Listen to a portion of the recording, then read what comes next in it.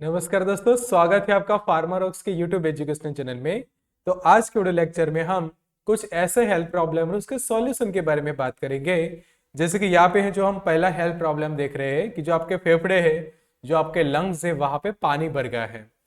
तो यहाँ पे जो हम ये वीडियो में देख रहे हैं उस तरह से जो फेफड़ों की जो अंदर की जो हालत होती है वो खराब होने लगती है धीरे धीरे, और वहां पे पानी भरने लगता है। फिर फेफड़ों में जो है वो सूजन आ जाती है, कि जिसको मेडिकल टर्म्स में हम ऐसे कंडीशन कहते हैं कि वहां पे जो है वो इन्फ्लेमेशन हो चुका है, पल्मोनरी इडीमा जैसी कंडीशन जो है वो प्रोड्यूस हुई है। फिर तीसरा हम देखें तो बलगम आपका बहुत ज्यादा बन रहा है, मतलब कि जो बलगम होता है, जो फ्लैम होता है, वो आपके शरीर के अंदर, आपके छाती के अंदर काफी ज्यादा जो है वो बन रहा है और वो आसानी से बाहर भी नहीं निकल रहा। फिर जो खांसी भी ऐसी आती है कि जो बलगम वाली आती है, कि जो आप यहाँ पे ये पीक में देख रहे हैं, तो उस तरह से जो काफी ज्यादा बलगम बनाने वाली खांसी आने लगती है। फिर फेफड़ों में जो है वो पस जमा होने लगता है, और कुछ लोगों को उसके कारण डायरिया भी होते हैं और भूख कम हो जाती है।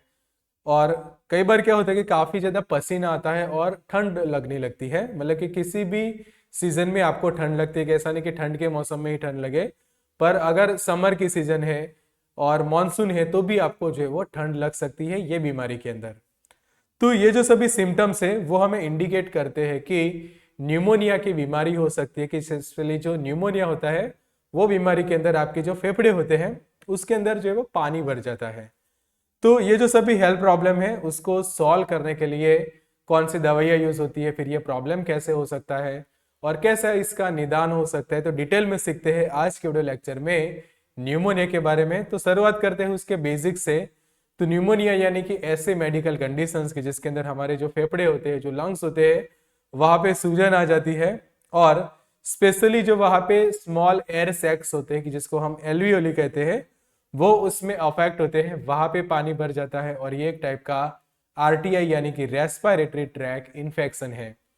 तो जो बाजू में वीडियो है वहां पे आप जरूर से देखें, कि जिसमें एल्वियोली का बाग दिखाया गया है। तो ये जो एल्वियोली होते हैं वहां पे स्पेशली पानी भर जाता है, वहां पे काफी ज्यादा बलगम जमा होने लगता है, और जो मेडिकल कंडीशन प्रोड्यूस होती है वो मेडिकल कंडीशन को हम न्यूमोनिया की बीमारी कहते हैं।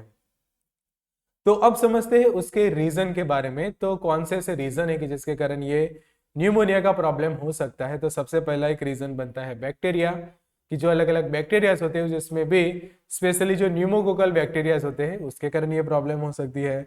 फंगाई के कारण हो सकता है, वायरसेस के कारण भी हो सकता है, कि जैसे कि यहाँ पे जो हम देख रहे हैं स्ट्रेप्टोकोकस न्यूमोनिया करके जो बैक्टीरिया आते हैं उनके इन्फेक्शन के कारण भी न्यूमोनिया हो सकता है। फिर जो इन्फ्लुएंजा वायरस होता है उसके कारण भी ये प्रॉब्लम हो सकती है, कि जिसको हम ह्यूमन इन्फ्लुएंजा वायरस कहते हैं। फिर जो रेस्पिरेटरी साइनसाइटियल जो वायरस है आरएसवी, उसके कारण भी न्यूमोनिया की कंडीशन प्रोड्यूस हो सकती है। फिर जो सार्स कोविड-19 जो वायरस है उसके कारण भी ये सिम्टम जो है वो देखने को मिलता है, और आगे जाके न्यूमोनिया का प्रॉब्लम हो सकता है।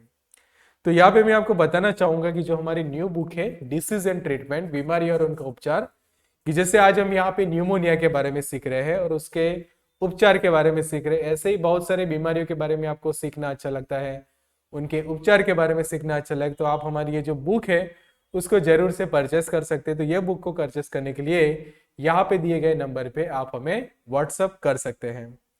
टॉपिक पे वापस आते हैं और उसके सिम्टम समझ लेते हैं। तो न्यूमोनिया के बहुत सारे अलग अलग सिम्टम्स हैं। तो पहले तो जैसे हमने आगे देखा कि जो फीवर आ सकता है पेशेंट को, ठंड लग सकती है, उसके अलावा जो स्किन है वहां पे आपको जो है वो ठंडी स्किन हो चुकी है ऐसा आपको महसूस होता है।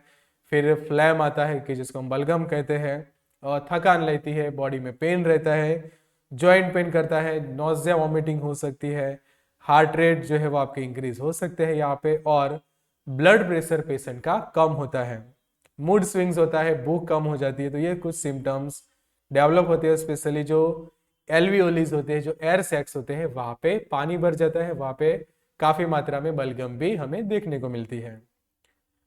फिर जब कोई पर्सन को कॉफिंग होता है, खांसी आती है, तो उसके साथ बलगम आता है। तो अब बात करते हैं कि ये प्रॉब्लम का निदान कैसे हो सकता है और डायग्नोसिस कैसे हो सकता है।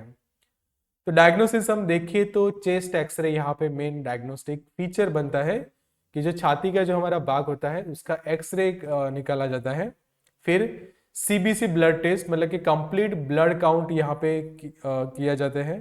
फिर जो एक प्रोटीन होता है सी रिएक्टिव प्रोटीन, उसका टेस्ट किया जाता है। तो यहाँ पे आप टेबल में उसकी डिटेल देख सकते हैं कि जब ये प्रोटीन का लेवल आपके शरीर में 3 से 10 के आसपास है मिलीग्राम पर लीटर, तो हाई रिस्क रहता है प्रॉब्लम में। और जैसे जैसे उसकी मात्रा कम होती जाती है तो वो कम रिस्क माना जाता है। तो ब्लड HSCRP टेस्ट यहाँ पे खास किया जाता है कि जिससे जो बीमारी है उसमें कितना रिस्क है वो पता चल सकता है। नेक्स्ट हम देखें तो जो स्पूटम होता है उसका एनालिसिस कराना जरूरी है, उसका कल्चर टेस्ट कराना जरूरी है, बिकॉज उससे पता चलेगा कि कौन से बैक्टीरिया के कारण, कौन से फूग के कारण ये प्रॉब्लम जो है वो देखने को मिल रही है। फिर ऑक्सीजन लेवल यहाँ पे चेक करना जरूरी है पेशेंट का रेगुलर लेवल पे। तो पल्स ऑक्सीमीटर से उसका ऑक्सीजन लेवल चेक किया जाता है। और अब मैं देखते हैं ट्रीटमेंट के अलग अलग ऑप्शंस को। तो ट्रीटमेंट का पहला ऑप्शन यहाँ पे है कि पेशेंट को जो है वो अच्छे से रेस्ट करना चाहिए, कि आप घर पे ही अच्छे से आराम करते हैं और जरूरत पड़ने पर ही पेशेंट को हॉस्पिटलाइज किया जाए। फिर एंटीबायोटिक का ये पूरा एक कोर्स चलता है ये बीमारी को सॉल्व करने के लिए। और अगर इन सभी तरीके से भी ठीक नहीं होता तो आगे जाके पेशेंट को हॉस्पिटल में एडमिट किया जाता है। फिर जो पेशेंट है उसको घर पे रखा हो या फिर हॉस्पिटल पे तो उसको पानी ज़्यादा दिया जाता है। फिर जो फ्रेश फ्रूट जूसेस होते हैं वो उसको दिए जाते हैं। कोकोनट वाटर एक यहाँ पे अच्छा ऑप्शन बनता है, ऑरेंज जूस भी एक अच्छा ऑप्शन बनता है, या फिर पेशेंट को जो भी जूसेस अच्छे लगते हैं वो आप उसको दे सकते हैं। फिर एक होम रेमेडी जरूर ट्राई करनी चाहिए हर्बल काढ़ा की। तो यहाँ पे किस तरह से हर्बल काढ़ा बनता है उसके इंग्रेडिएंट्स मैंने यहाँ पे लिस्ट किए हैं, तो आप वीडियो को पॉज करके ये सभी इंग्रेडिएंट देख सकते हैं। और ये सभी इंग्रेडिएंट्स को एटलीस्ट आधे जितने कप जितने पानी में या फिर उससे भी 1 कप या 1 ग्लास जितने पानी में डाल के उबालना होता है, और इस तरह से आप हर्बल काढ़ा जो है वो तैयार कर सकते हैं। फिर एक स्टीम इनहेलेशन का यहाँ पे अच्छा ऑप्शन बनता है ये प्रॉब्लम को ठीक करने के लिए, कि जिससे क्या होता है कि जो मेडिसिन होती है कि जिसके अंदर मेंथोल रहता है, टर्पेनियोल ऑयल होता है, क्लोरोथाइमोल, कैम्फर, यूकेलिप्टस ऑयल, तो वो आपके ब्रीथिंग के थ्रू आपके लंग्स तक जाता है। कि जिससे जो कई बार क्या होता है कि जो ब्रोंकियल ट्यूब्स होती है, कि जो हमारी ट्यूब होती है कि जिसके थ्रू एयर जो है वो लंग्स तक पहुंचती है, वो कई बार नैरो हो जाती है, तो वो धीरे धीरे खुलने लगती है। बलगम भी वहां से निकल सकता है उसके कारण, और आप जो है वो इजीली ब्रीथिंग कर पाते हैं और पेशेंट को काफी अच्छी राहत मिलती है। फिर इम्यूनिटी बढ़ाने के लिए और फीवर भी कम करने के लिए सुदर्शन घनवटी के ऑप्शंस रहते हैं, कि जिसका डोज खासकर रहता है 2 टैबलेट दिन में 1 या फिर दिन में 2 बार। उसी तरह से गिलोय घनवटी भी पेशेंट ले सकता है, कि जिससे आपकी इम्यूनिटी बनी रहे, कि जिससे डिसीज के सामने, बीमारी के सामने फाइट बैक करने में जो है वो आसानी रहती है। तो आगे जो हमने देखा था कि ये प्रॉब्लम जो बैक्टीरिया के कारण होता है तो एंटीबायोटिक मेडिसिन यहाँ पे कंपलसरी लेनी रहती है। तो कौन से एंटीबायोटिक प्रिस्क्राइब की जाते हैं वो हम यहाँ पे एक बार देख ले। तो एजिथ्रोमाइसिन भी प्रिस्क्राइब की जाती है, कि अगर आप 500 mg का प्रिस्क्राइब करते हैं तो उसका डोज रहता है दिन में 1 टैबलेट 1 ही बार लेनी होती है, और मेनली 3 दिन का ये कोर्स रहता है और जरूरत पड़ने पर उसको रिपीट किया जाता है। अगर 200 mg की प्रिस्क्राइब की जाती है तो 1 टैबलेट BD हो जाएगी।